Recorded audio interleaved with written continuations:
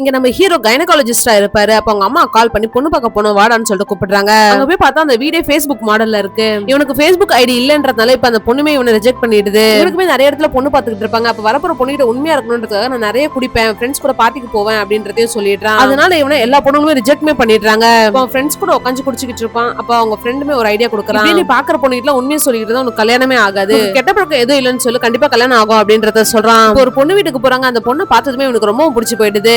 இப்ப இவங்க ரெண்டு பேரும் தனியா உட்காந்து பேசிக்கிட்டு இருக்காங்க. அப்ப அந்த பொண்ணுமே இவர்கிட்ட உங்களுக்கு ஏதாவது பேட் ஹேபிட்ஸ் இருக்கா அப்படின்றத கேக்குறா. அதுக்கு ஹீரோவும் இருக்குங்க, எனக்கு நகம் கடிக்கிற பழக்கம் இருக்கு அப்படின்றத சொல்றான். இவங்க ரெண்டு பேருமே ரொம்ப பிடிச்சி போயிருக்கோன்றதுனால இப்ப இவங்க ரெண்டு பேரும் கல்யாணம் பண்ணிக்கோ ஓகே சொல்லிடுறாங்க. இவங்க ரெண்டு பேருக்கும் நல்லபடியா கல்யாணம் நடந்து முடிஞ்சிருக்கும். ஹீரோவும் ஹாஸ்பிட்டல் போறதுக்கு முன்னாடி தான் ஒய்ஃபை எழுப்பி பெட் காஃபி எல்லாம் கொடுத்துட்டு போறான். இவங்க ரெண்டு பேரோட மேரேஜ் லைஃப் நல்லா தான் போய்கிட்டு இருக்கும். அப்ப எப்பயுமே குடிக்கிற பாருக்கு போய் குடிக்கலாம்னு சொல்லிட்டு போறான். பார்த்தா அவனோட ஃப்ரெண்டுமே அங்க இருக்கா. உன் கல்யாணத்துக்கு எதாவது வர முடியல, அப்ப நான் வெளியூர்ல இருந்தேன் அப்படின்னு சொல்லிட்டு அவ எடுத்த போட்டோஸ்மே காட்டிக்கிட்டு இருக்கா. அதால அவனோட ஒய்ஃபோட போட்டோவுமே வருது. அதை பாக்குற ஹீரோமே யாரு இது அப்படின்றத கேக்குறான். இவ என் ஃப்ரெண்ட், இவளோட பேச்சுலர் பார்ட்டில எடுத்த போட்டோ தான் இது. பயங்கரமா பார்ட்டி பண்ணி குடிப்பா, இவ்வளவு மாதிரி ஒரு குடிகரியை நீ பாத்துருக்கவே முடியாது, இப்பதான் அவளுக்கு கல்யாணமா ஆச்சு, அந்த கிறுக்கன் யாருன்னு தான் தெரியல அப்படின்றத சொல்றா.